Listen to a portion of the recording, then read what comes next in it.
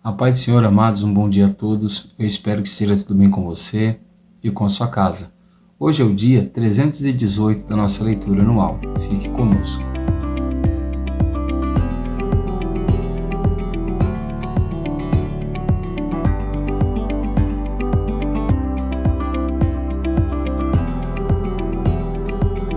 Bom, amados, nós estamos estudando o livro de Atos dos Apóstolos e a nossa porção diária de hoje vai do capítulo 12 até o capítulo 13 de Atos dos Apóstolos. É muito importante que você separe um tempo, leia essa palavra, medite nela. Eu creio que Deus irá abençoar poderosamente a sua vida e lhe dar muita sabedoria.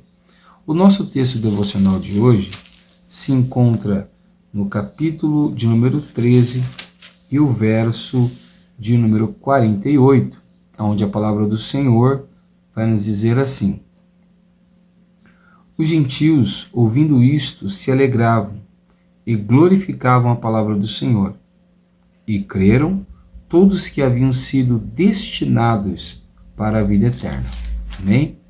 Bom, nós temos visto, como a obra do Senhor, ela foi crescendo e se multiplicando, com o passar do tempo e com o desenrolar ali dos ministérios dentro da igreja.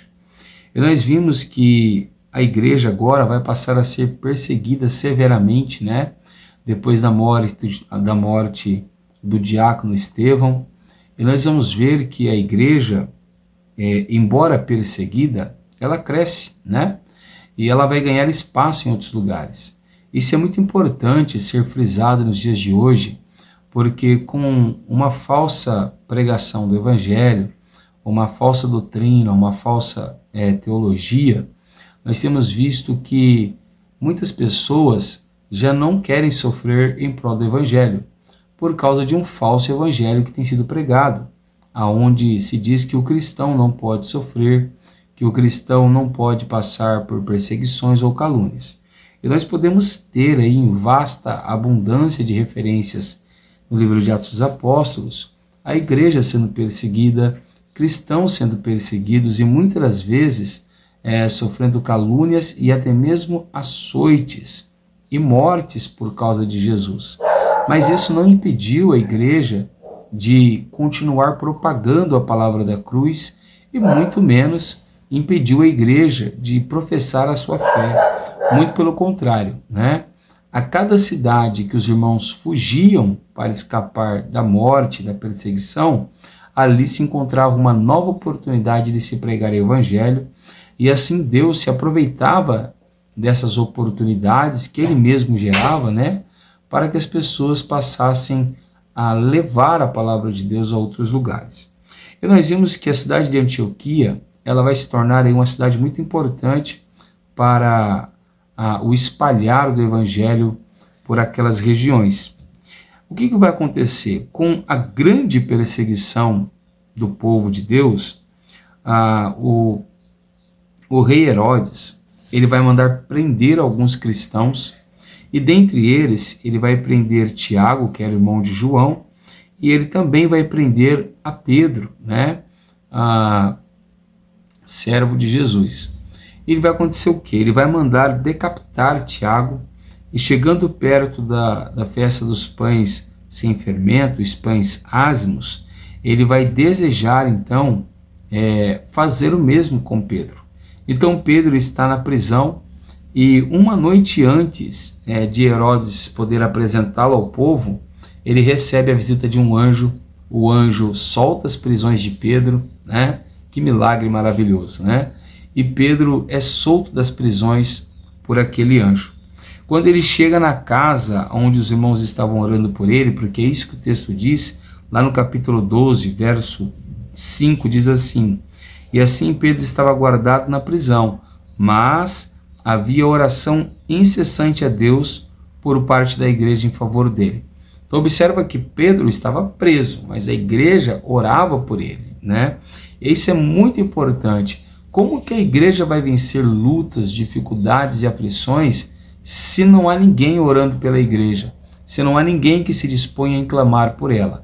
Por isso é muito importante que eu e você venhamos ter disposições em orar pela igreja, pelas pessoas que pregam a palavra, e para que Deus possa expandir e levantar homens, né, para a obra do Senhor.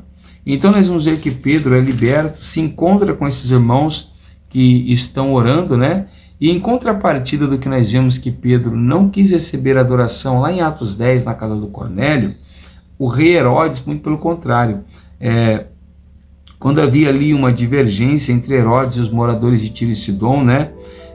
Parece que eles tinham um acordo de impostos.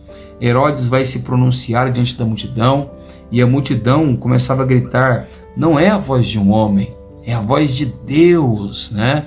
E a multidão glorificando ali Herodes, e Herodes deveria dar essa glória, dar essa honra a Deus, e ele não faz. E no mesmo instante um anjo de Deus toca nele, e ele é comido por bichos, por vermes. O que nós aprendemos com isso? Nós aprendemos com isso que o homem que não glorifica a Deus, ele está fadado à condenação. Todo ser humano deve ao Senhor honra, glórias e louvores ao seu nome. E triste daquele que ainda não entendeu essa preciosidade que é o privilégio de adorarmos a Deus. Nós temos algo bem semelhante acontecendo no Antigo Testamento com o rei Nabucodonosor, né? Mas ele não chega a morrer, ele vira um animal, né? Até que ele reconhece que Deus é digno de glória e de louvor. Aqui com Herodes não é assim que acontece, ele vai falecer. O que nos mostra que a graça, ela não está facilitando, a graça ela encurta, ela dificulta o caminho, e ela exige muito mais de mim e de você do que a lei exigia, né? A diferença é que a graça nos dá condições de servirmos e honrarmos a Deus. Bom, por aqueles tempos, Barnabé e Saulo, né, eles vão cumprir aí a missão da sua primeira viagem, e eles vão voltar para Jerusalém, trazendo consigo, né, João, que também tinha o nome de Marcos. E nós vamos ver ali que na primeira viagem missionária de Paulo com Barnabé, né, eles vão passar por várias cidades, por várias províncias, né, chegando até Chipre. E nós vamos ver que ali o Espírito Santo, né, começa a agir na vida de Paulo e de Silas. E naquele local, tendo atravessado ali a ilha de Pafos, eles vão encontrar um homem chamado Bar-Jesus, um judeu que, pelo que nós entendemos, praticava artes mágicas, né? E ele também era um falso profeta. Mas ele era acompanhado por um homem chamado Sérgio Paulo, um procônsul, né? Um homem muito importante ali no meio político, né? Do cenário de Roma. E ele desejava ouvir a palavra de Deus. Mas o mágico, Bar-Jesus, também chamado de Elimas, ele tentava impedir ali que a palavra de Deus chegasse até o coração de Sérgio Paulo. Então o apóstolo Paulo, ali revoltado com aquela situação, ele estava cheio do Espírito Santo, e olhando para aquele homem, ele disse: filho do diabo, cheio de todo engano, de toda maldade, você está tentando impedir a obra de Deus. E então Paulo faz a mesma coisa que Pedro tinha feito com Ananias e Safira. Ele manda aquele homem ficar cego, e naquele mesmo instante o homem para de enxergar, né? O temor tomou conta do coração de Sérgio Paulo, que acaba se convertendo e crendo no Senhor Jesus. Então nós vemos aqui que Deus não brinca em serviço, e nós que somos seus ministros também não devemos brincar em serviços. Aqueles que tentam afrontar e impedir a obra de Deus, eles devem ouvir com severidade o que Deus, que é um Deus justo, um Deus de juízo, pretende fazer com aqueles que tentam impedir a sua obra. E por outro lado, aqueles que desejam ouvir a palavra do Senhor devem recebê-la com amor, com carinho e com muita dedicação daqueles que pregam a sua palavra, né? Nós vamos ver então que, tendo eles prosseguido, né, na sua viagem, João Marcos decide então abandonar ali Paulo e Barnabé, né? E eles, por outro lado, vão chegar em Antioquia da Psídia, né? Um local onde Paulo vai ter a oportunidade. Nós podemos reparar aí no texto que ele tem a oportunidade de no sábado poder se reunir com algumas pessoas na sinagoga, e ali foi lido, né, a palavra do Senhor, da lei dos profetas, e foi dada então uma oportunidade para quem quisesse falar algo. Então Paulo se levanta e ele começa a testemunhar. Isso aqui é muito importante, que Paulo não está falando da sua própria vida. Ele vai falar a respeito da obra e do ministério de Jesus ainda no Antigo Testamento. E é interessante que quando Paulo termina a sua exposição, que dura quase todo o capítulo, né? Ao término, as pessoas que estavam ouvindo Paulo pregar se interessaram muito pela mensagem dele. Porque olha o que diz no capítulo 13, o verso 43. Terminada a reunião na sinagoga, muitos dos judeus, dos prosélitos piedosos, seguiram Paulo e Barnabé, e esses, falando com eles, os persuadiram a continuar firmes na graça de Deus. No sábado seguinte, olha o que aconteceu. Quase toda a cidade se reuniu para ouvir a palavra do Senhor. Aqui eu quero, vale a pena você compartilhar isso com outras pessoas. É muito importante que aquele que assume a responsabilidade de pregar a palavra de Deus, ou melhor, daquele que assume a responsabilidade de ser um cristão, ele deve ter um compromisso em estudar a palavra de Deus, em se preparar, em se fortalecer. Para quê? Para que quando as oportunidades surgirem, para que quando as portas da pregação do Evangelho aparecerem, nós vamos ter uma palavra que possa fazer as pessoas desejarem ouvir mais. Observa que a pregação de Paulo foi tão bem exposta, esclarecida ao coração dos ouvintes, que eles desejaram ouvir mais de Paulo no sábado seguinte, né? Será que as pessoas têm desejado ouvir mais de Deus através de nós? Como nós temos exposto a mensagem de Jesus? Como nós temos falado da Bíblia Sagrada e do nosso Deus? Precisamos nos preparar ao ponto de as pessoas desejarem profundamente e ardentemente ouvirem com amor e com desejo a palavra do Senhor. Por outro lado, os judeus não gostaram, daquilo que estavam vendo, e invejados começaram a blasfemar de Paulo e de Barnabé e da palavra do Senhor. E então Paulo e Barnabé, com muita ousadia, disseram assim: era necessário pregar a palavra de Deus primeiro a vocês. Ou seja, quem deve primeiro receber a palavra de Deus são os filhos de Deus. No caso aqui, os judeus. Agora, o povo da igreja, Porém, olha o que o texto continua dizendo. Mas como vocês rejeitaram e se julgam indignos da vida eterna, eis que nos voltamos para os gentios. Todo aquele que prega tem que pregar com amor e com dedicação. Mas quando alguém rejeita, como os judeus rejeitaram, desprezando e escarnecendo a palavra de Deus, devemos nos voltar para pessoas que têm o desejo dela. Observa que ali na mesma sinagoga, nós tínhamos pessoas que queriam ouvir Paulo de novo e outros que começaram a escarnecer de Paulo e de Barnabé. Nós devemos fazer o quê? Não precisamos brigar com os que não querem, mas precisamos nos dedicar mais por aqueles que se interessaram em ouvir a palavra de Deus.